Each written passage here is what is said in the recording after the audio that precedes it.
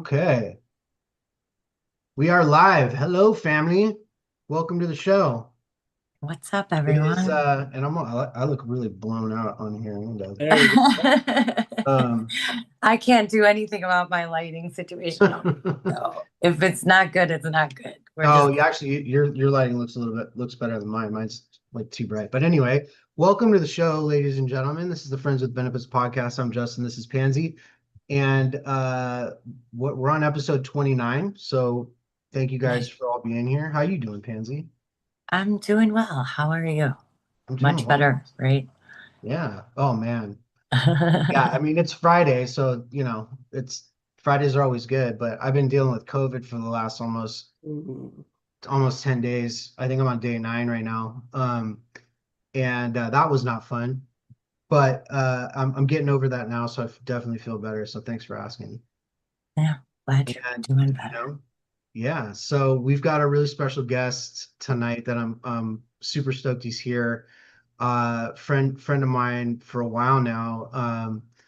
Has been working working real estate investing in wholesale in Jacksonville with him and his team. Moved from a small town to a big town. Got into astro flipping a little early on, and that's where he met his business partners. But is doing something.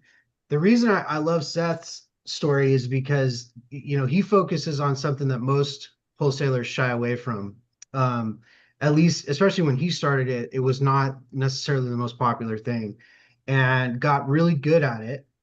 Has built a reputation. Him and his team have built up a reputation, and they really work. They work with agents. They work Well, with let him properties. tell his story. I will. I will. But it's a cool story because it's not what most people do, and a lot of people, um, quite frankly, talk shit on it, right? Mhm. And Seth and his team are proof that it works, especially when it's done right. And so I'm excited to bring him up here. So let's go ahead and bring Seth up because I want to get into this. What's up, Seth? What's up? What's up? Oh Welcome. man. Glad to have you here. I'm glad to be here. So Yeah, I'm thank you for jumping in, man.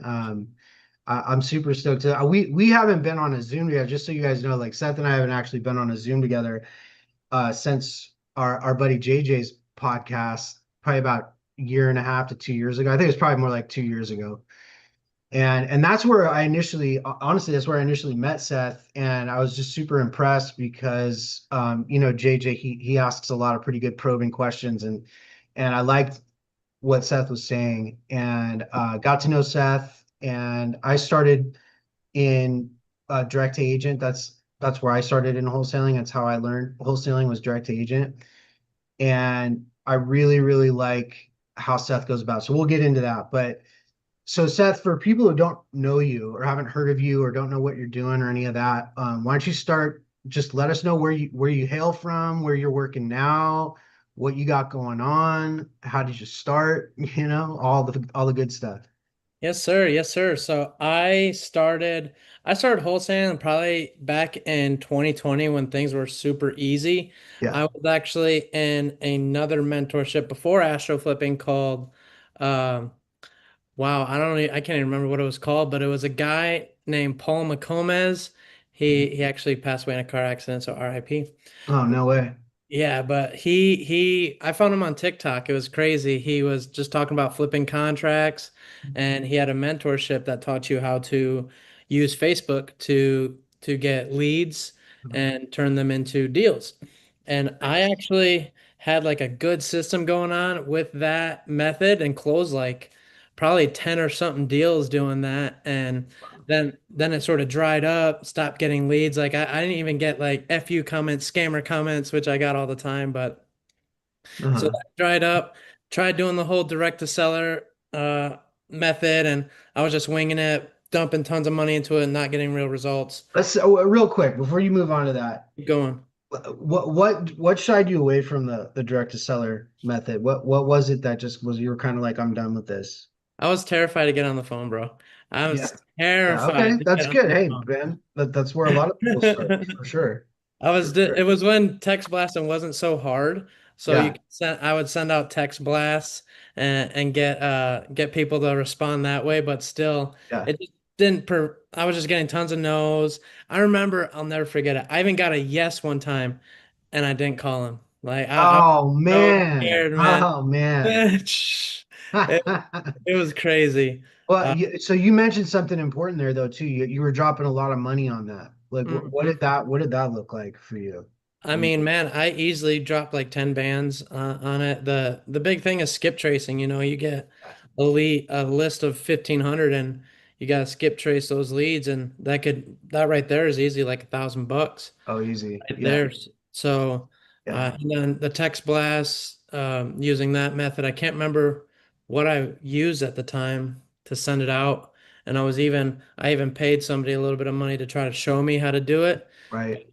It was just one of those fly by night gurus that said that like sold you the rainbows and everything, but when things really hit the road, they weren't there to help you. They weren't there. Sure, of course. Hmm. So you started doing that. You started to realize, holy shit, this is a whole lot harder than I was led to believe, and dropped a bunch of money on it and moved on from there. Now, were you doing that by yourself or were you doing that with a team?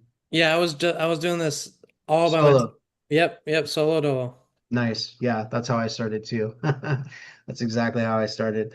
So, not necessarily with direct to seller, but I was trying to solo it, with agents in the beginning. Okay, so you move on from that. So let's start from there. So you move on from direct to seller, you start getting into MLS deals. What was that like? Yeah, well, first, like I had always been following like Jameel and stuff, and I was like, okay, I was running down to like my last 10 grand that I had, and I said, okay, I could either keep going into direct to seller and it's not proving me much, and I'm scared to get on the phone, so it's not going to get me anywhere, or I can invest in this mentorship that teaches like $0 marketing to get deals. And that's when I took the leap into Astro. Interesting. And what year was that? You said 2020 or 2021? That would have been like fast forward 3 years. Like the ending of 2023 is when I jumped in to Oh, Ash. okay, okay. So what was it about Jamil that you liked? What caught your attention with Jamil? I was following him all the time and watching all the wholesale hotlines. I was Mhm. even thinking about doing Brent Daniels at first, but Mhm. again, talk to people. I was like, mm. Yeah, And yeah, I just heard the $0 marketing with Jamil, which is what I had going on with before when I was doing Facebook leads. So I was like, yeah, let's go with that. I'm yeah. all about that. And then Brent. So could I just ask a quick question here? It sounds like, and I kind of tried to do this too, but it sounds like you were trying to do it on your own, at least in the beginning, and you were trying to figure out ways of doing it where it wasn't going to require you to get on the phone as much. Is that a safe bet? Exactly that. Because I was still working a W-2 job, so I only had so many hours in the day to truly do it. Right. And what did that look like when you were working? How are you dealing with that? Man, oh man, you can ask my roommates back then. I was always working. I would wake up at 4 in the morning to go to my job, work until about 3 o'clock, drive Mhm. home. I live like an hour from my job, so Yeah. drive home about get back home at like 4 or 5 o'clock, and then I was working in the Texas market. The reason I chose that was they're an hour behind, give me a little bit more time. Ah, smart. Yeah. Yes. So I would sit there until about from 4 to like 7, 8 o'clock, just grinding, thinking I'm actually doing the right work too. I was thinking I was working, Yeah. but really I was just staying busy.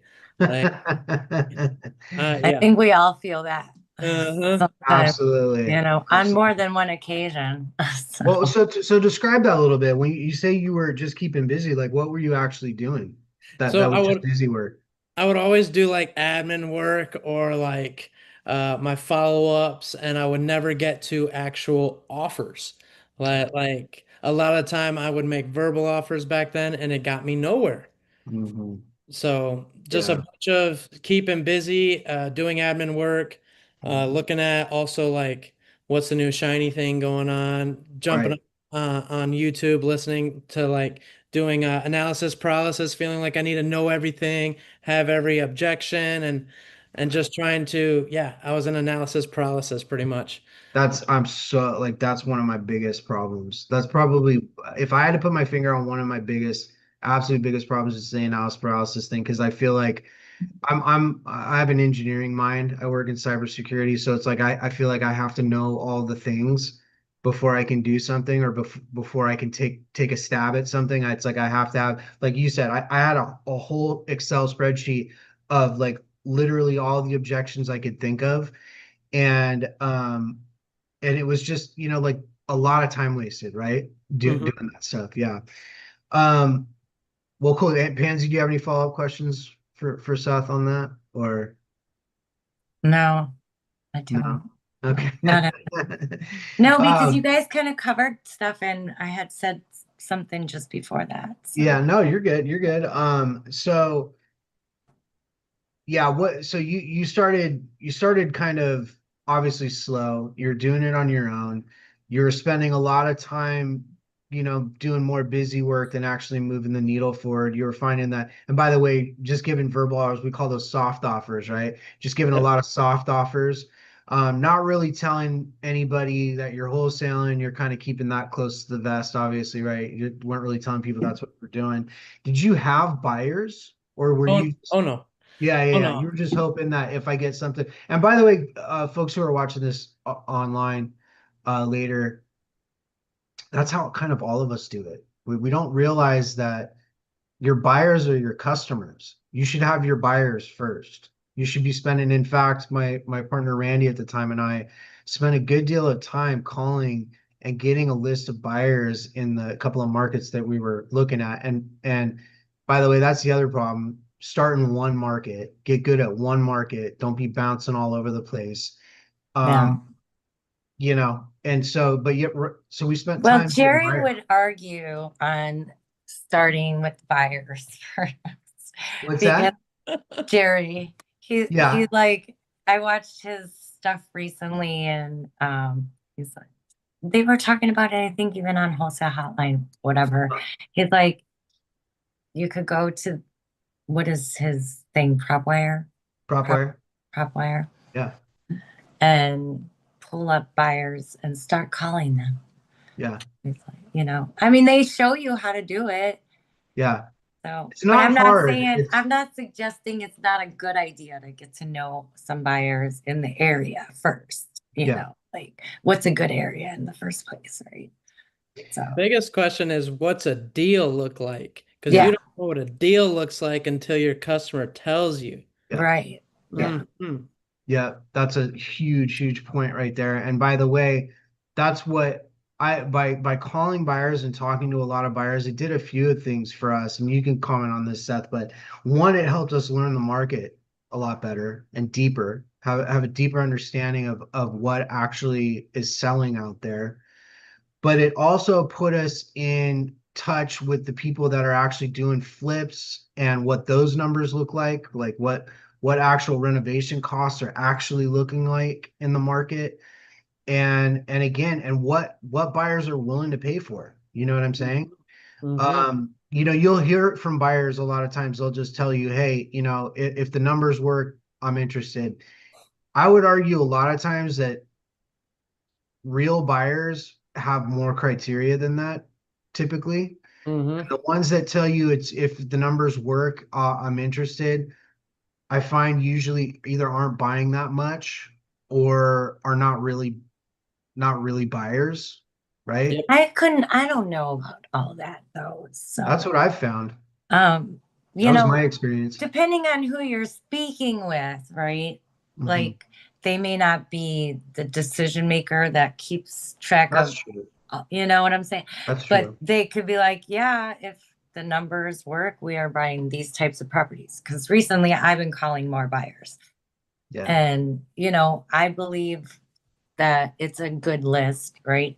For Yeah. the most part. And the ones that are buying, right? They're like, no, we just bought like a single family home. You know what I'm saying? Yeah. You Yeah. know, and the other ones are like, yeah, we're buying. Yeah. Here. And, you know, um, but they're not like super clear on the numbers, but I'll try to get a price range, right? Like give me some kind of range to work with. Mhm. Um, Yeah, you do got to press it. Do you find, Seth, like when you're reaching out to buyers and you're getting your buyers? Now I know that's not necessarily what you focus on now, but when you were doing your thing, did you find that you needed to press them a little bit more to get information out of them? So before I was actually just utilizing my group in AstroFlipping, trying to, Oh, okay, perfect. reach out to them but I would always ask them, if I bring you a deal, what do you do from that point? Like, what do you do in your Yeah, calculator? What calculations do you do? So yeah, I can make sure I'm bringing you a deal and not wasting your time. And I yeah, would always take what they told me and listen to it because a lot of times you'll tell even new wholesalers like, hey, this is how you run your numbers, and it goes in one ear out the other, and yeah, it's going to make people not want to pour any time into you or any energy because it's like, hey man, I just told you that and you're bringing me the same problem. So it's like, oh, yeah. when you listen, when they tell you something, you listen, and they can tell you're listening, they'll pour more time into you. Yeah, that's a really good point. All right, well, let's summarize. So you've been in astroflipping for a little bit. You've been doing the solo stuff, haven't been getting in a lot of traction. Found some, started focusing on finding the people that are actually doing the business and meeting some of those people. You finally meet your partners. Take me from that point once you met your partners. Yeah, man. So I met my business partners in Astro Flipping. It took me 9 months to get my first deal, and I'm talking I was working every single day. So Yeah. everybody's different, but I always told myself show up to these calls with a smile on your face and good energy because you don't know who's watching. And anytime someone celebrated a win, I just be like, let's go. Because if they can do it, I can do it. And I was right. My guys were watching me every week, seeing me come up, and then we started talking. I started asking him acquisitions questions, and we just popped a joke like, "Hey man, why don't you move down to Jacksonville and join the team? Like, Love it. what do you got to lose?" We still have it. It's a house that they got subject to, turn it into an office, and it was a 3 bedroom, 1 bath, and they're like, "Dude, just live in the office." And I'm like, Love it. I Love just it. got me and my dog, so let's go, let's Yeah, do let's go. Let's go, it. man. No, that's great. And to put an exclamation point on that, how often were you working? What were your hours like every day? Oh man, I worked so many jobs. I went from a welder to a mechanic, but I Oh, that's actually right. made You told me you had your welders. That's right. Yeah, yeah, I actually made more money where I lived at stocking soda. yeah. Ain't Yeah. that crazy? That is crazy. That is crazy. So my hours, That is, because I was so far from work, I would have to yeah. wake up at 4 o'clock a.m. and then drive to work from like 6 to around 3 o'clock-ish, depending on when the trucks would get there. Some days were better than others, but Yeah. if they were late, I was always upset because I'm like, man, I got to get home and work on what I actually want to work on, not Yeah. this. Yeah. So, So, but I love that. I love that you had that drive and that work ethic to do that because not a lot of people do, man. I mean, people want the pace Morby, results, but they're not willing to lose the millions and spend the hours and get taken advantage of and all of those things that go with it, right? And make all of the mistakes and all of those mhm. things. Well, so so you took off from your hometown. Where was it? Where were you living at the time? What was the town you were living at? I lived in Traverse City, Michigan. If you looked at the mitten, it's at like the top of the pinky. Okay, nice. Nice. And so you jumped in the car, you and your dog, and just Hmm. trekked it down to Jacksonville. Yes, sir. It was a 2-day drive. Moved into a house that your partners had gotten subject to and set up your office, right? I need that kind of deal. There you go. Right? There you go. Yeah, there you go. I was Uh, blessed. I was blessed. hey, well, you were showing up and you were putting in the work though, and people noticed, right? So so you get down to Jacksonville, you set up shop. What do your hours look like every day when you Oh first man. started with that? Well, back then, I mean, Sun up, sundown. I lived in the office, so it's like I woke up and Matthew's already here. Like, Yeah, yeah, so yeah, it's like, yeah. okay, we're You getting have no up. We're choice going. but to get up, right? Yeah, That's Yeah. kind of like a boot camp type of thing, Well, right? you should have seen the beginning. They used to do 5 a.m. jogs, and nice. I'm not a small guy. So Yeah, like they're yeah, and they're much more athletic than I am. So that yeah. we'd be jogging and they're having to like drag me along and What are oh you, Seth? You like yeah, 6'1"? You like 6'1", 6'2"? I'm 6'2". Yep. 6'2". Okay, yeah. Seth's a big dude. And I couldn't imagine you jogging around at 5 a.m. Dude, I would be wheezing by the time we'd be done. And there was one time where I like fell so hard that the ground damn near shook. Like, Yeah, but still, man, you know what? And honestly, I feel like a lot of people, especially people just getting into real estate and wholesaling and whatnot and trying to get their first deal. I bet you a lot of people could use something like that where it's just like a house. Everybody shows up and is accountable and is together, and it's just like a straight up boot camp. You're just going after it all day and no giving up, right? And you just bang through those rejections. That was my biggest fear, was just getting straight up shut down, getting on the phone and just getting straight up shut down. But when you think about it, it's kind of like a dumb fear, you know what I mean? it And is. because what's the worst that's happened? Like we actually don't need to get into that just yet, but I mean, when you talk about rejection, I mean, Pace always says this, they're not going to take your birthday away from you. You know what I mean? No matter what happens, you're still going to have your birthday. They don't really care. Like, And then Yeah. you're not as memorable as you think. Yeah. no, right? And Trust that's what me, I'm like saying. Like, how many times have you hung up or whatever on salespeople? You True. know, I do it regularly. I will totally admit that. Like, I'm a horrible person to call to try to sell me anything. I'm, it's not even that I'm mean or anything. I'm just like, sometimes I'll let them go through their spiel. Why not? Right? We I all would have. argue you're one of the best people for newbies to call to get And over other that. times I'm like, as soon as they open their mouth, oh, this is a sales call. Yeah. Click. Yeah. Yeah. Hey, um, that's what finally did. I finally just kind of got numb to it, you know? And just realized that they're human beings. Like if I was on the other end of that phone and was getting blown up every single day by people trying to buy my property, I would probably behave the exact same way. You know what I mean? So hmm that's how you have to approach is, how can I be different than the 200 other people that have called this person? Um, but in your case, you're dealing with agents, so it's a little bit different dynamic, right? Oh yeah. Right. So, okay, so now you're putting in hard days, you're living at the office, and you started off with direct agent with MLS deals when you Yeah. started at the office. Yeah, Yeah. I've been doing MLS offers since the jump. And what was it that attracted you to actually really jump in and go all in on agent direct agent MLS? Well, really, it was my business partner's model. Like before I moved down here, they already had like a proven system. They, between the two Oh, of them, they were consistently closing like 30K a month. So I'm like, there's no way I don't join this system and we stop making money. right, They're already doing it. So right. of course I had a curve where the learning Jacksonville in itself, you know, you've looked at some deals here that Oh yeah. Oh if yeah, you yeah. you don't know the market, you're like, oh, this house is a shit box.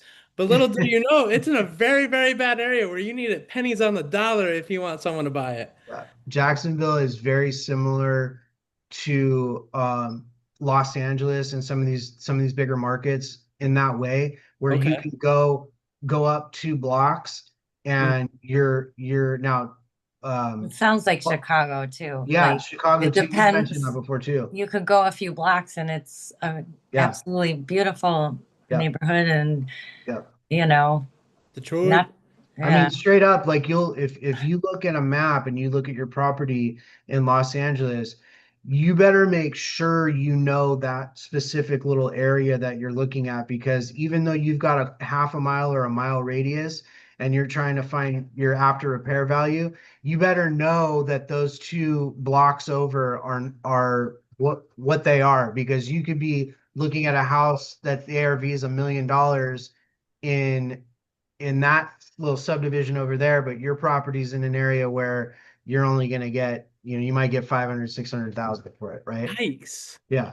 So you just got to be really careful. And I think Jacksonville can be very similar to that. That now you go zip code by zip code, I was essentially. gonna say, Yeah. zip code. This market is very zip code heavy. A lot Yeah. of Yeah. times when a buyer asks, like, "Hey, I got a deal," their first question, "What zip code's it in?" Yeah. Because it'll determine everything. Like you can even have the numbers make sense. I remember I felt like I had a smoking deal in 032208. Like Yeah. all the numbers were there and all the comps were there, but they're like, it's the area, man. Yeah. Yeah, and you've saved my butt more than once. I've reached out to you to kind of double check, on certain zip codes, certain areas because of how well you guys have learned that market. Mm-hmm. I can trust pretty well when I hit you up about a deal. Seth's gonna let me know, like, yeah, that zip code's kind of the hood, man. You want to stay out of there, or you got to get that thing. If you're gonna buy in that zip code, you better get that thing super super deep. Mm. Or I've already seen it, or I've already Yeah. worked on Or it. you've already seen it in chat. And most of the time, I think just about every time I've sent you a deal or what I think could potentially be a deal, you've either already seen it or you've already submitted an offer on it. But guys, this is the deal with wholesale. That's what you're working against, right? Mm-hmm. And that's why collaboration is so important. But it's, how are you going to be different than the 20 other people that have already talked to this agent or already talked to this seller, right? So what is it? Let me ask you, and Pansy, do you have any follow-ups or anything you want to ask? I did probably way back, but then I got distracted because my daughter's inviting me to come to Oh, dinner. there you go. All right. All right. Well, And I apologize. that's But all right. she Well, doesn't that's a text good me thing very though, right? often. So Yeah, that's a good thing though. yeah. Well, so let me ask you this. Like, what is it? What's the secret sauce to building trust with agents and realtors, or brokers and agents? So the biggest thing I will always say is confidence. Mm, When you speak with confidence, because one, you're the one with the power. Like if you know what you're doing, mhm. their listing means nothing if they don't have a buyer. Right. Like they can have this listing up there all day long, but if they don't have a ready and willing able buyer, it's nothing. So the fact that you're bringing the value of like, hey, I'm here's my offer and we're gonna close on it. Like Mhm. this is how it's gonna go. And saying that with confidence and not like, here's my low offer. It's like, no, here's my offer. Yeah. Like because it's a real offer. You Yeah. might think it's a lowball offer, but your listing is just too high. Right. And I can tell you based on these comps, I'll shoot them out comps and I'll be like, this is if we got to replace the roof, we got to do this and just saying it with confidence Yeah. and truly also if you're able to being in your backyard, like the fact that we're local here in Jacksonville, and there's particularly Florida, a lot of out of state investors try to come and play ball here, and the fact that I'm able to say, yeah, I'm local. You want to meet Yeah. at the property this afternoon, Yeah. and they love that. So they're Yeah. like, That's a these huge guys, leg up. Huge leg up. exactly. Yeah. That's a So, huge leg up. That's why for me, like I live in California, so it's kind of forced me to go into other markets, go into mhm, to other areas across the United States, which is a good thing. yeah, But before I go into a market, I want to know I have people like Seth or other people that are there that are boots on the ground that are going to work with me, right? That are going to work with us to get the deal done because otherwise I'm flying out there. That's all there is to it. I mean, you're going to have to at some point, right? yeah. If you don't have people, if you don't have boots on the ground there, you know what I'm saying? And I'm Of always course about it. Like my guys will hit me up from Astro and they'll be like, they'll send me this deal, and I'm like, get me inside of this property and get me in front of this realtor because I will have her eating out of my hands by the time I'm done. Yeah, I love it. And I love the way, and we can talk a little bit about your strategy in dealing with agents and kind of how you kind of structure your negotiations with agents. But I really like that you kind of just straight up with them, like, look, all you want to know what's going to happen? I'm going to give you my offer, you're going to deny it, and then you're going to be calling me 2 or 3 weeks from now, realizing that I'm the best offer, right? Mm-hmm. Because I'm telling you, I know what this thing's worth. I know what my buyers, or I know we're going to pay for it. I know what investors are going to pay for this thing. And that's what it is. Just is what it Mm-hmm. is. And sure, you could get lucky and find a homestead buyer or somebody to magically come along. But I mean, you look at how, especially in Jacksonville, you look at how long properties are sitting for, Mm-hmm. right? And what numbers people are getting out there. Like chances of a homestead buyer coming and rescuing you, especially if they've already been on the market for a while, right? So is that what you guys target? Are you looking at like what's your primary focus? Are you looking at properties that have been on the market for a while, or what's your Great what's question, man. Yeah. My method is I go after brand new listings because one, a lot of the good listings that are priced well, they're sold way before they ever get to 30, 40 days. Like if they truly price it right and they know what they're Yeah. doing, it's a fast lead and it's gonna go fast. But Interesting. I also understand that a lot of other people are doing that too. So me establishing a connection and a relationship first off Yeah. and sort of talking numbers and they can tell me, hey, they have higher offers, blah, blah, blah, blah. I just, put them through the ringer like, this is what's going to happen. And you're going to be pretty much just what you say. You're going to be calling me back. Yep. I'll be here for when you need it. But a lot of our contracts come through once they've been dragged through the mud from a few other investor wholesalers that don't know what they're doing, unfortunately. And Yeah. it makes it a battle for me on the back end when they try to be like, no inspection period. But then I just lean into like, hey, man, my number hasn't changed. You can't paint me with the same brush because others did you bad. Yeah. Like, Yeah, that's a really good point. Actually, I like that a lot actually, because sometimes it just needs to be said, quite mm-hmm. frankly. You had mentioned something to me a while ago. You said like, "Hey, this is why agents hate us." Do you remember that conversation? You're like, "This is I exactly why." do. Yeah, you're like, "This is exactly why agents freaking hate us." Mm-hmm. What do you find is what do you find is one of the biggest reasons that agents absolutely loathe wholesalers? So, I mean, the biggest reason I see it, and I've even heard Jerry Norton talk about a lot of some people's business model is like, hey, I don't know if this is a deal, so I'm just going to lock it up, send Yeah, it out, and see what numbers we get, and then renegotiate 30, yeah, 40K if I need to. Realtors absolutely hate that. yeah, Like, no one's a fan of renegotiating unless you legitimately have to. Like I mentioned before we jumped on the call, well, the reason I had to renegotiate on that deal. yeah, yeah, But it's fully legitimate. It's different when you just call them up, say, I need it at this price. It's yeah, why. You need to give them a legit reason why. What did you find?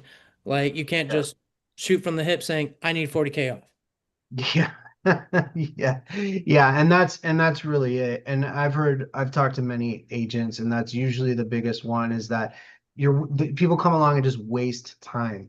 They're getting me under contract. They've wasted now 2 weeks, 3 weeks, 4 weeks of my listing Mm-hmm. uh for nothing and we didn't even get earnest money or anything, just Yep. wasted all of our time.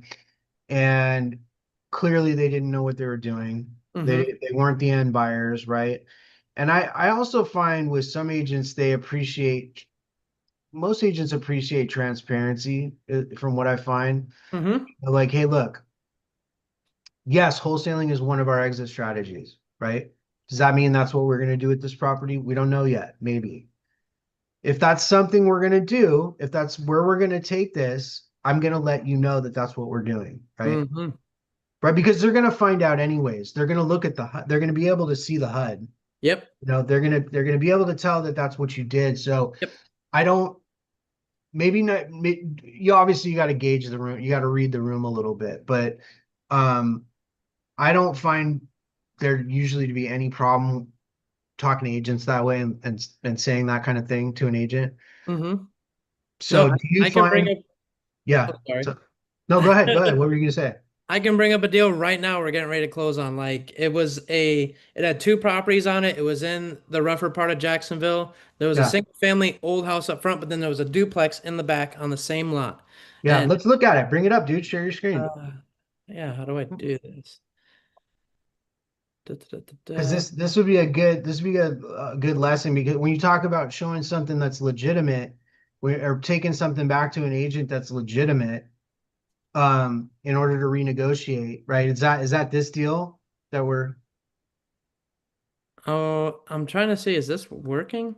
Allow. All right, can you see my screen? Yeah, we can see your screen. Okay. Oh, not Battle Creek. So this deal right here. So it's now in pre-foreclosure. They had it first listed for 220K. Mhm. I had a JV partner hit me up that we've worked with in the past and was like, "Hey, have you seen this property yet?" And I was like, "Yes, I did." And I marked it dead because they were asking way too much. Mhm. And I then she told me, "Hey, they need 80 grand. It's in foreclosure. Like, can we help them?" And I'm like, looking around, I truly don't know. So what I told her to say is what I picked up from Jerry Norton. You can straight up say, "Hey, I can give it a shot at 80,000, but I don't feel comfortable at it. And if anything comes back high or anything comes back after I do my due diligence, I'm gonna be having to renegotiate with you, and we're gonna have this conversation again." So it sort of preps them for a renegotiation. And when we were transparent as hell with him, and he's like, "Screw it, let's do it. Wow. Yeah. Whatever we got to do to help out these people." And I was Yeah. surprised too. Yeah. So we get it done, and we ended up selling it for 100,000. And I thought it was a bad deal. I was Wow. I was like, That's this ain't awesome. we're not gonna be able to get this done. But sure enough, here we are making 20K on it now. That's amazing. And so what did you guys actually end up locking it up for? 80,000. We put it under Locked it up contract for to 80? 80 because Okay. he owes 80. So it's like Yeah. walk away break even because I told her to offer 70 because Yeah. I didn't truly know like in this part of Jacksonville, these rougher homes, it's Yeah. hard to sell anything over 50K, Yeah. especially in 32206. Yeah. But Yeah. Yeah. We've had that conversation. But now is that actually a 6-bedroom property? that's what I was getting at. So see, there's a single family up front that's a 3-1, and then it's a duplex in the back. Oh, okay. Okay. So there's a Yeah. duplex. Got it. Got it. Let me see if I can pull up like the street view so y'all can see yourself here. And there's a school right across the street. But Okay. see, so it's on the same parcel. There's a single family home that's a 1920, and Yeah. then you Right up have front. this duplex in the back that was like a 1955. And my thought was pad split. This Yep. Yeah. a great pad split. So we even reached out to our representative, trying to get him to take it, but he was taking a little bit too long for our liking. So we just went with someone else that would Yeah. take it for the 100. So Yeah. Yeah. And you're now you're no stranger to this. Real estate money, it loves speed. So if you're not Johnny on the spot, you're gonna lose the deal. exactly. So yeah, that's another crucial piece to a lot of this is that's why like I find you got to work on a team. You got to have your standard operating procedures down. You got to have those top tier buyers or folks that you work with that you know can close right away. Now hmm you don't deal with the dispo, right, Seth? Your team you find the deals and your partners on the back end are running dispo for you, right? Yes, sir. Yes, sir. I'm Yeah. acquisitions. I'm solely focused on getting the contract and renegotiating if we have to. Yeah. Sort of the front end. There's acquisitions, dispositions. I'm full acquisitions. So once I get this bad boy under contract, we get access, we get photos. It Yeah. goes right off to my TC and they send it to Dispo and they get it on the Dispo train. Nice. And by the way, for the folks who are on the call right now, go ahead and if you have questions for Seth, please just raise your hand and I'll bring you up and ask Seth whatever you want to ask him and we can discuss your questions. So let's talk about really quick the deal that you talked about. First of all, agents absolutely hate wholesalers for the fact that they're locking up deals and wasting everybody's time or trying to lock up deals and then the business plan is to go renegotiate later. So whatever it is, lock it up for whatever price that is going to get the thing under contract, and then after the fact, go renegotiate, right? Once you start getting your offers from your buyers, go back and renegotiate later. And agents absolutely hate that shit, right? Mm-hmm. So well, let's talk about the deal where you were legitimate or you're legitimately having to do that with an agent and what the actual problem was. Like an example of what a real problem is that you can renegotiate on. I'll I think bring the you tell me. property up right now, brother. Yeah, yeah. Because I Uh, want people to see this. It's really important. Because I tried that model. I tried that model of, hey, don't worry about it. You can always renegotiate. It's way harder to renegotiate down. Way, especially right way now, harder. man. Oh Yeah. my gosh. It's always going to be really difficult, especially when there's an agent there. I mean, forget just dealing with a seller, but when there's an agent there, good luck trying to negotiate that down if you don't have a good reason. And Yeah. this is what already upsets me. They already marked it unpending and we're still under contract and they didn't change the square footage. Oh, yeah. So this deal has a garage that was turned into a an addition. They pretty much made it into a music room. That's what this is. They Okay. they made it a music room. So the problem is they didn't get it permitted. So they were Uh-huh. sitting here working on it, and the city flagged it, and then came and pretty much like put a violation on it and said like no one's allowed to pull a permit until you resolve this. We had to call the city inspector who Yeah. inspected the property, which you could find on the permit website. It had his name right there. Yeah. So we called him and he said, "Sir, you are going to have to one, rip out all of this stuff and redo it from the ground up and get an engineer inside to draft up floor plans for this to be accounted for actual livable square footage. Yeah. Or you turn it back to a garage." You turn it And back. Yeah. he said, I would turn it back to a garage because the cost of getting all that stuff done, permitted, and you have to wait on us to approve it, me sign off on it. It's going to be a long time before that happens. And this thing needs everything. It Yeah. needs a roof, it needs an HVAC, and you got to pull permits for all that. So this has to be resolved regardless who buys it. Yeah. And the so this when it goes from the square footage from being 19 and some change to where you can go on the property appraiser site, it's truly now 15, almost just under 1,600 square feet. So that, as far as comps, changes everything. I was comping it as a damn near 2,000 house. Now it's a 1,500 square foot house. Yeah. Changes That everything. definitely changes the numbers. Oh yeah. Exactly. And they didn't let me know this up front. I had to find it for them and tell them. Yeah. So Yeah. the it's a very funky deal because what I understand is that the sellers, bless their heart, they're working with a company that, from my understanding, is like a wholesale company, and they're listing it on this with this Josiah guy. They're just novating it, trying to make the numbers work. But Mm.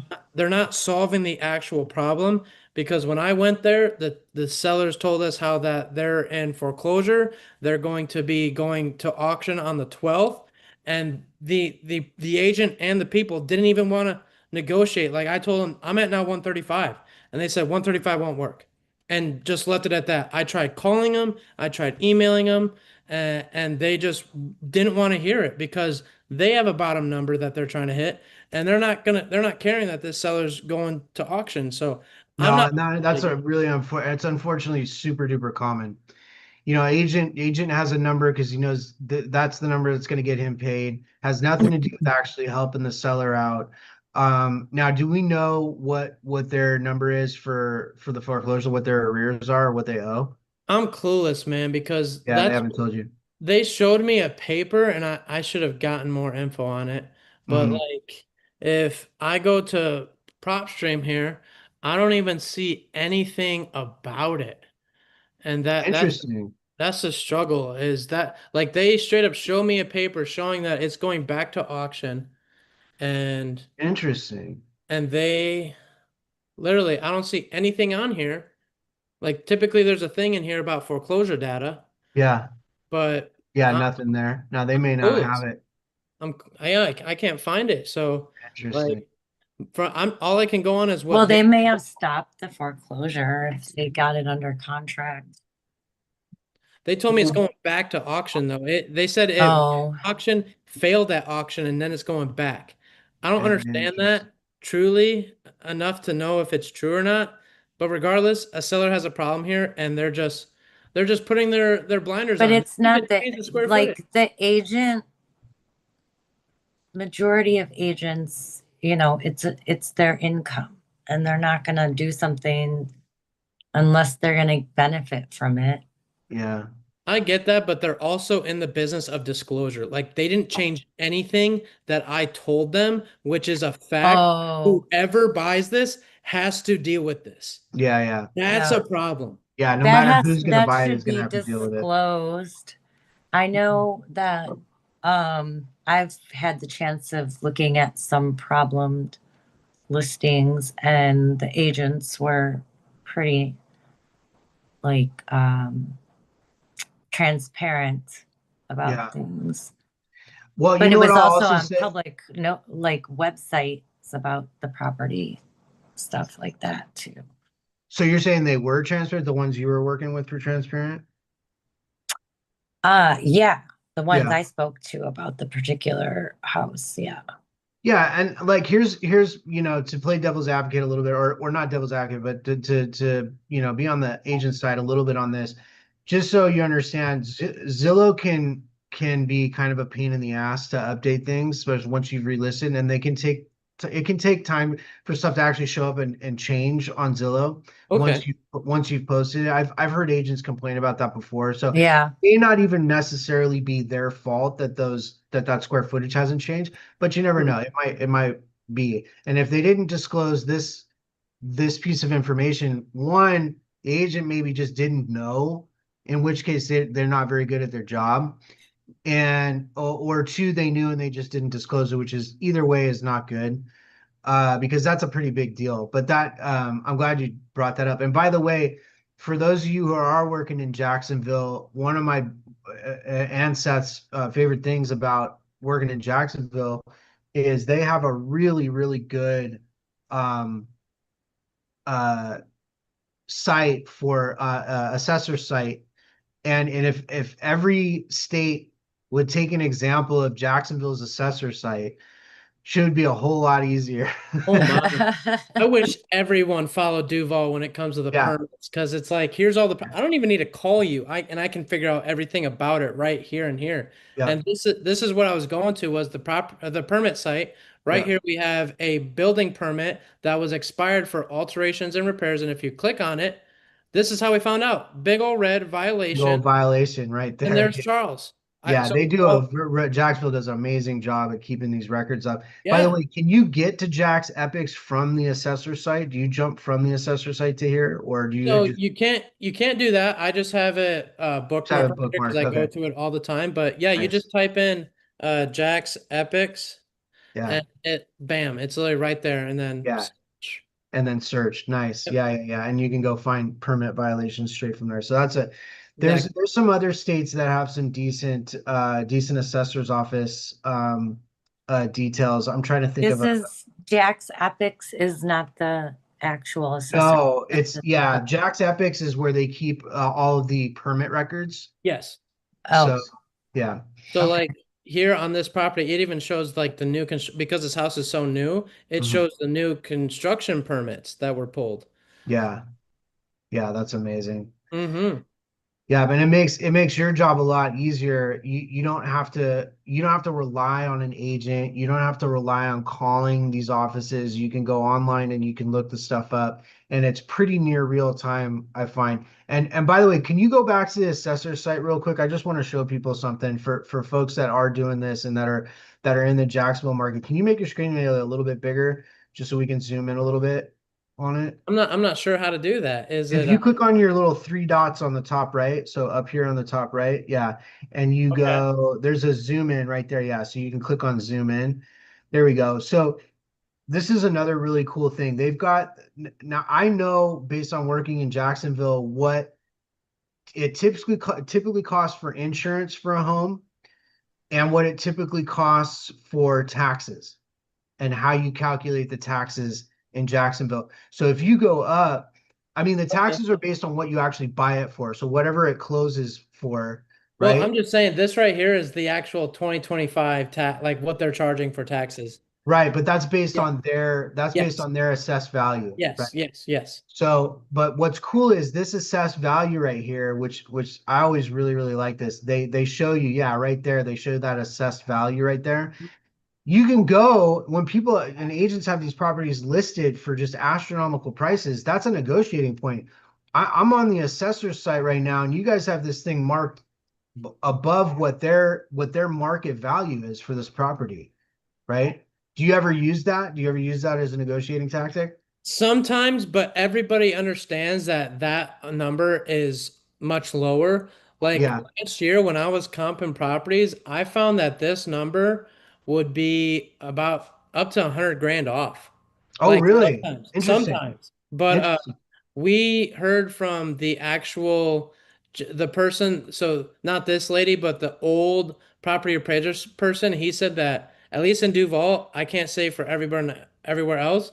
If you take this number and times it by 0.12, that's typically what it is actually worth, like retail market. which is Oh, okay. that's That's good to right on the know. money. That is literally right on the money of what it's worth. Of like the actual market value for the property. ARV, that is ARV. the number. That's what buyers are telling me Oh, the ARV is. okay.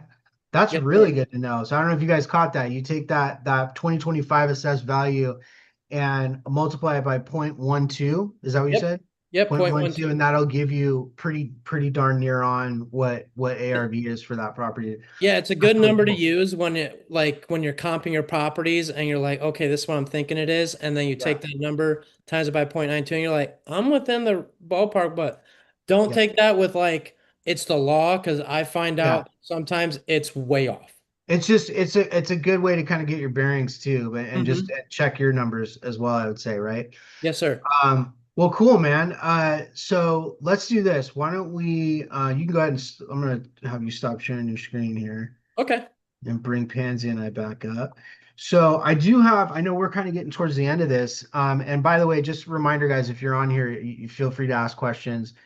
And for those watching the show afterwards, if you'd like to reach out to Seth, we'll have his information in the description. But also feel free to DM Pansy or I if you have questions or stuff you want to see us cover, questions about the show, what have you. Um, yeah, Pansy, you have any follow-ups? Anything you want to ask Seth on that? No, I mean, he went over a lot of stuff. So, Yeah, that was. I mean, obviously, there's a lot to cover. He went through a lot of really good gold there. Um, and again, this is why, I mean, for me, Jacksonville was one of those markets. I had family there. I'm familiar with the market. I mean, for a long time, I was going out there every summer, spent a lot of time out there, and then on top of it, they have such good records. It makes it easy to kind of do your research on some of these Mhm. properties. You don't even need to be paying for something like a prop stream. If you got Zillow and access to their assessor site, you're golden. So I'd like to kind of talk about that. You talked about that it took you 9 months to get that first deal, right? Yeah. What did that feel like? What was that first deal like? Oh man. Well, I had gotten deals prior to that, like in my other mentorship, but at the Astro flipping model, yeah, it was a grind, man. I actually Yeah. remember somebody in Astro ended up buying it, like Mhm. actually a member that turned ended up flipping it, Okay.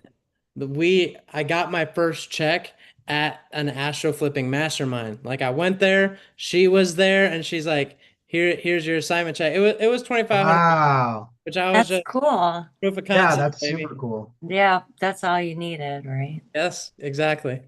And so, that's how long it took. It took me it was probably closer to a year for me, if I'm really being honest, to get my first deal. But what, so for you now, after going through all that you've been through and gotten the experience that you've gotten, what do you find is the best approach when first reaching out to agents? Like when you're looking at properties, you find one, okay, hey, this one looks like it hits the mark. What does that conversation sound like when you first reach out? Yeah, man. So I guess like from a now standpoint or a newbie standpoint. Well, we could even No, do I this. guess, I can pretend I'm a realtor.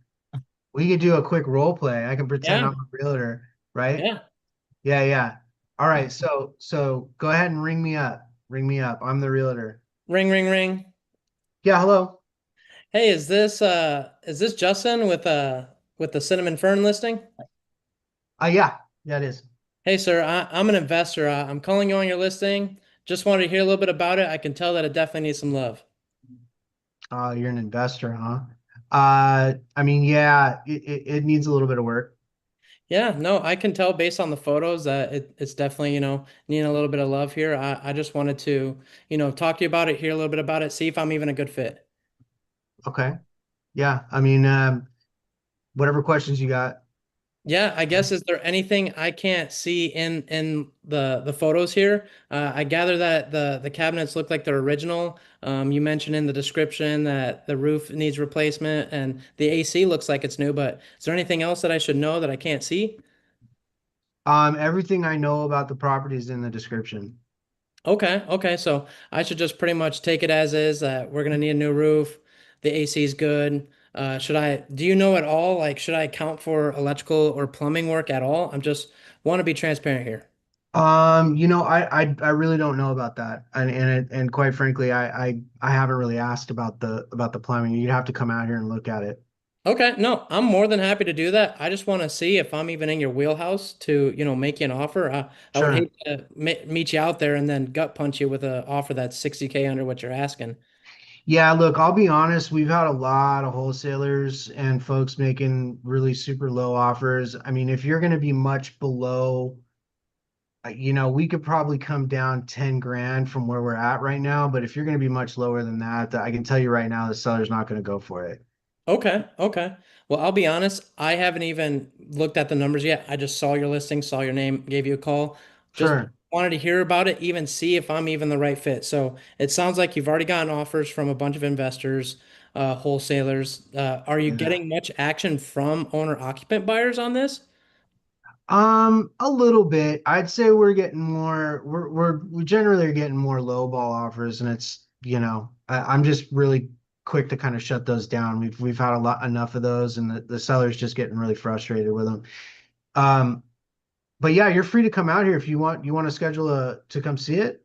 Okay. No, I mean, I want to be respectful of both our times here. If you say that you're getting a bunch of lowball investor offers, I can't say that I'm going to be anywhere much far from them. Investors are typically all around the same number.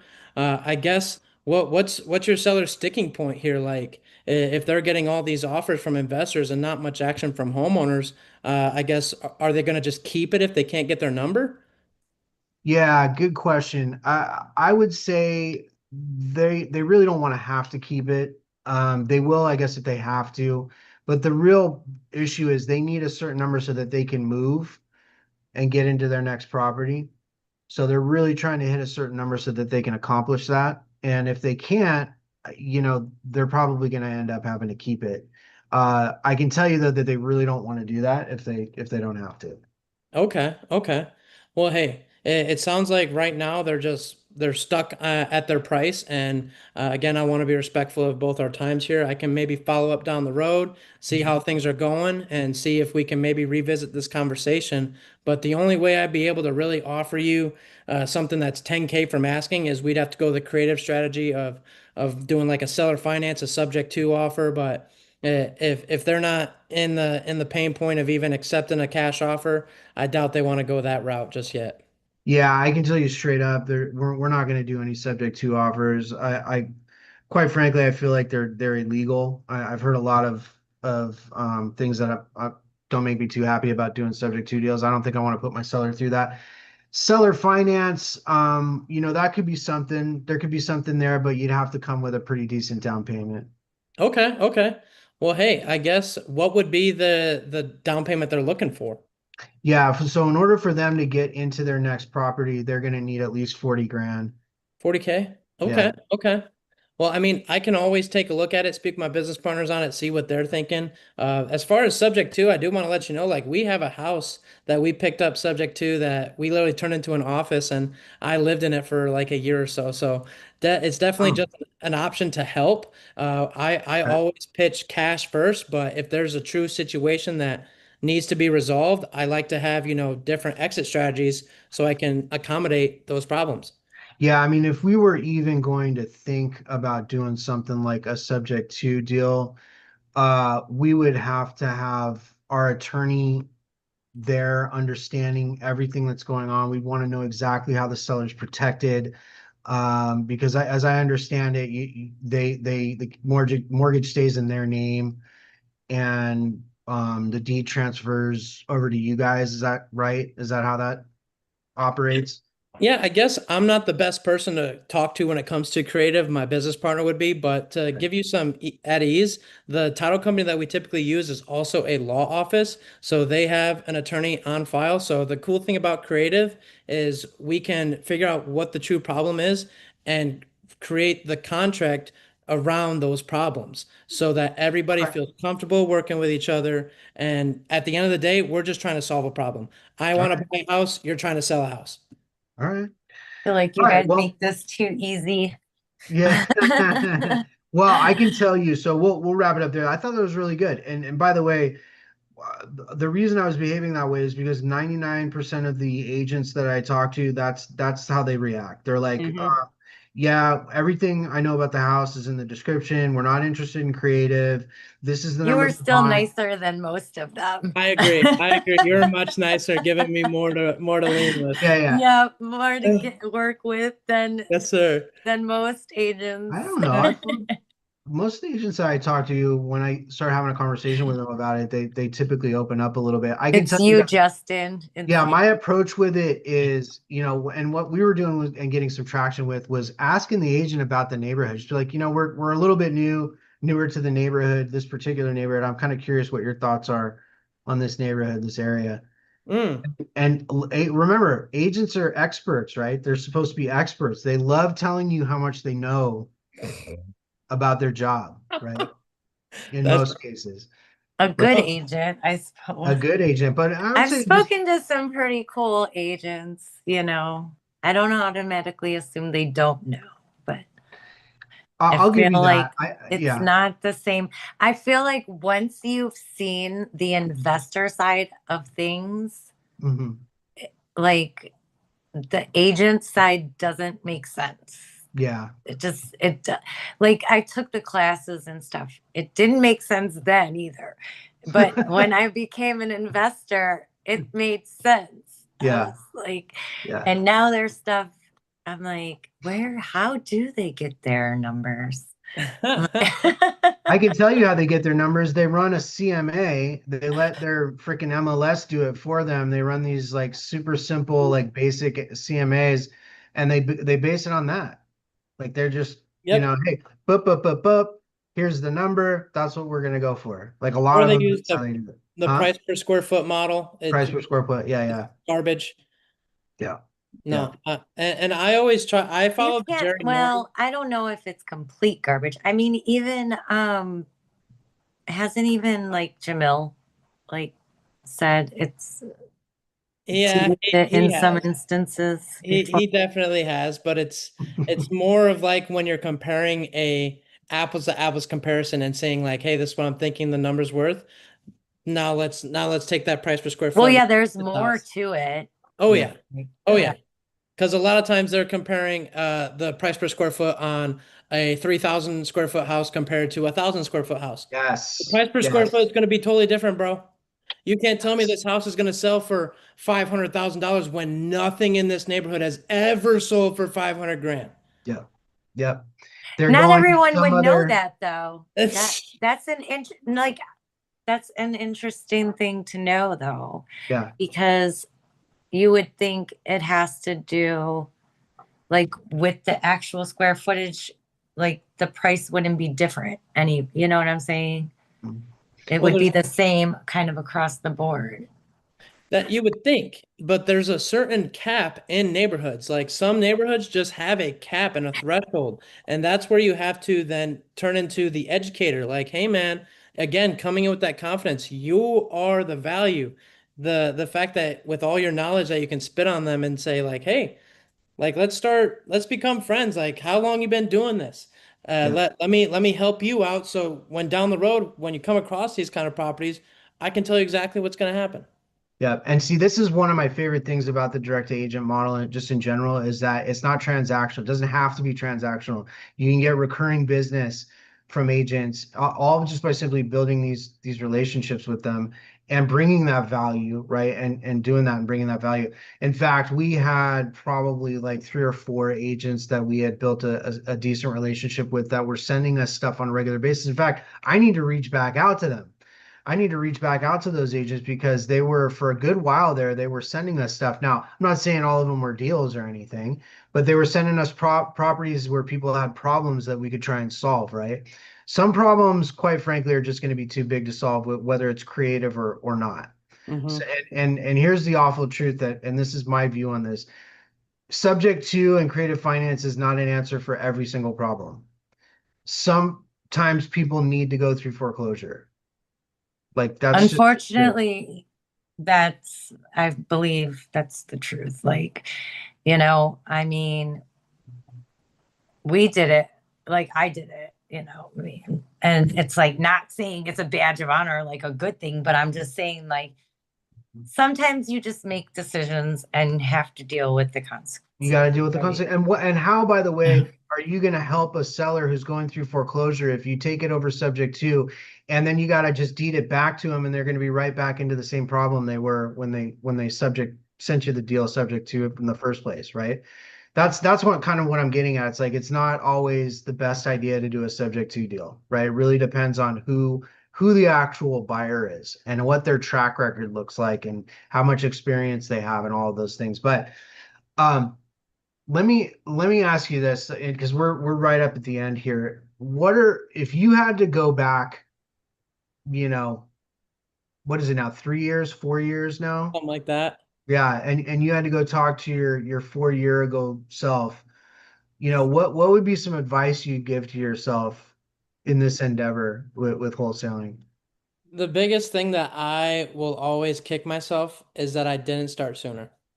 I felt like I needed to know everything, but trust me, failure is the best teacher. You're Yeah, gonna just expect to the first 100 agents, you're just gonna burn. Like you're just gonna burn through, you're gonna sound stupid, but hey, again, you're not as memorable as you think. I've yeah, closed on deals with realtors and they still don't remember my name. yeah, But so it's don't like don't get stuck in analysis paralysis, get started, and don't make verbal offers.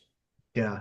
Don't make verbal Make offers. written offers because they Yeah, have to present those offers. Your yeah, verbal offer, they have to get through the agent's motivation before it ever gets to the seller.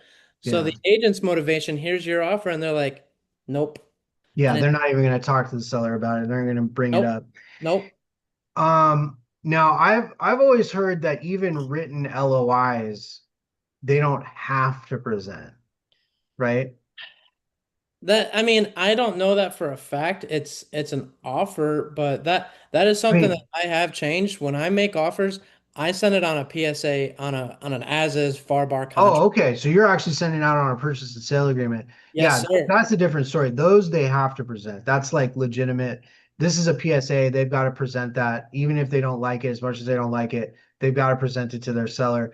Um, and that's a really good way to go about it. If you get that experience and start filling out some of those, get some experience filling them out and getting them ready to go and sent. uh Mm-hmm. and yeah, and agents. Now, do you guys have software or anything that helps you with that in order to send those out, or? Yeah, so I mean, I have a template that I use that stays the same. The only thing that changes is price, EMD, and the seller and address.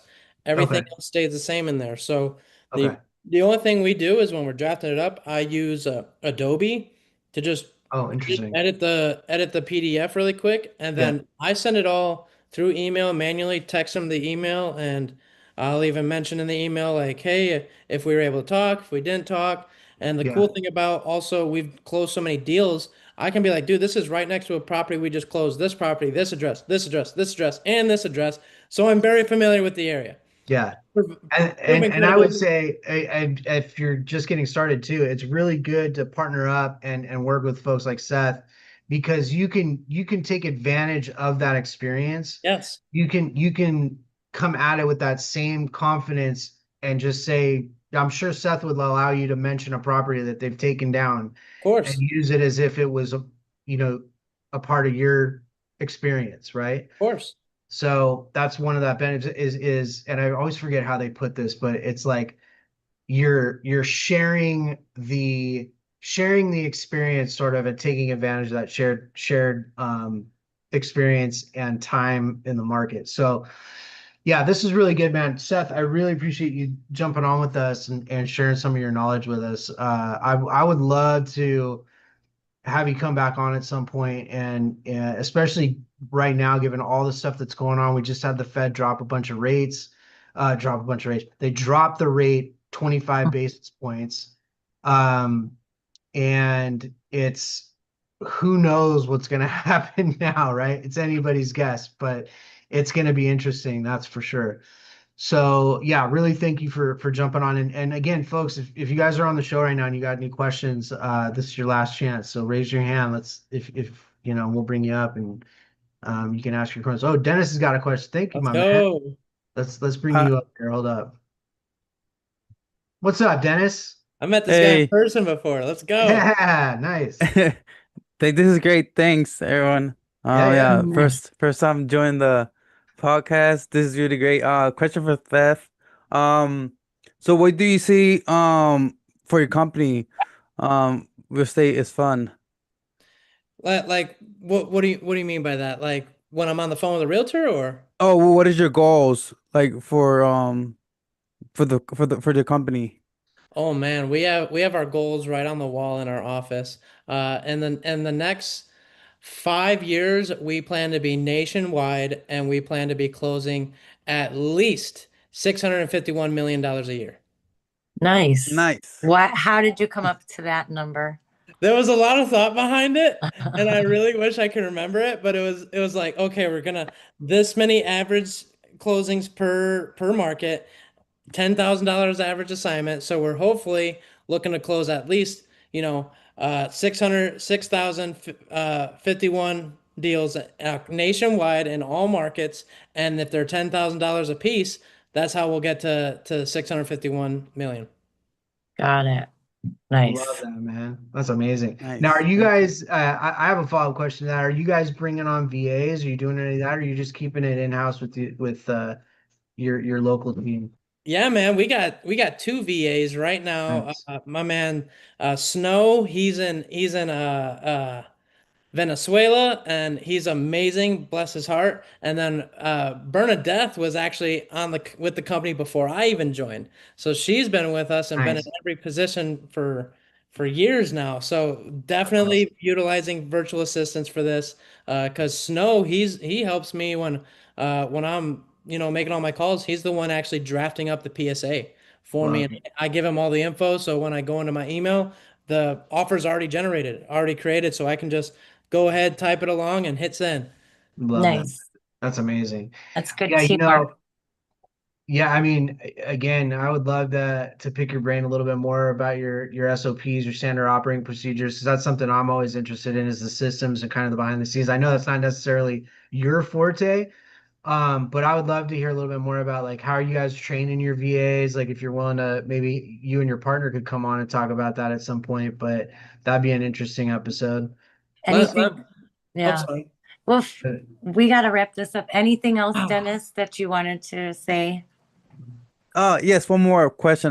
What do you need your business at this moment? What do we need in our business? Man, we just need more deals, man. We got buyers that are actually hitting us up, like wanting to buy, like the cinnamon fern one I was talking to. The buyer we had, he was like, "Please get this done," and I'm like, "I'm trying, man, and I'm still gonna try." But it's like just getting more deals in the pipeline, being able to feed our Are buyers. you sending us Jacksonville deals? You guys, yeah, you need to start sending us your Jacksonville deals, man. I mean The that creative ones. that's a conversation you would have to have with my dispo guys. Oh, Okay. okay. All right. All right. Let's do that. Let's do that. No, hey, Dennis, did that answer your question? Oh, yes, it did. Yes, thank Okay, you. cool. Thanks Hey, for thank you. joining, Dennis. Yeah, Thanks, thank my you, man. man. Thanks for joining. You should keep coming, man. Keep coming back in here. We need to get to know you a little bit better, man. Yeah, sounds good. Is this every Fridays? Yeah. Yeah. So sometimes, just so everybody knows too, sometimes it's at 5 o'clock. We try and have it at 5 o'clock Pacific time on Fridays, as much as we can. That Pansy and I both have other stuff we're doing, so it's good to have it a little bit later in the afternoon for us. But sometimes, depending on the guest, it'll be earlier in the day. But we try and let you guys know at least. We're trying to let you guys know at least a week ahead of time when it's going to be on Friday. But yeah, every Friday. So Yes, cool. sounds good. All Thank right. you. Thanks, man. Thanks Thank for you. the question. All right, Seth, my man. Thank you for being on here, man. I really appreciate it. Of course, of course. I do want to get out there that we have absolutely zero SOPs. Like we've literally been winging this. So you can close over 300 deals and just wing it. I'm telling you right Hey, I believe We'll it. I believe definitely it. have to talk more. We need to talk now. more. We absolutely need to talk more. All right, guys. Well, I'm gonna go ahead and call it. Seth, thank you again for being here. I'm Justin. This is Justin. This is Pansy. This is the Friends with Benefits podcast. Thank you all for jumping on again for another episode 29. And we will be back again next Friday, same time. So we'll see you then. Thanks, guys.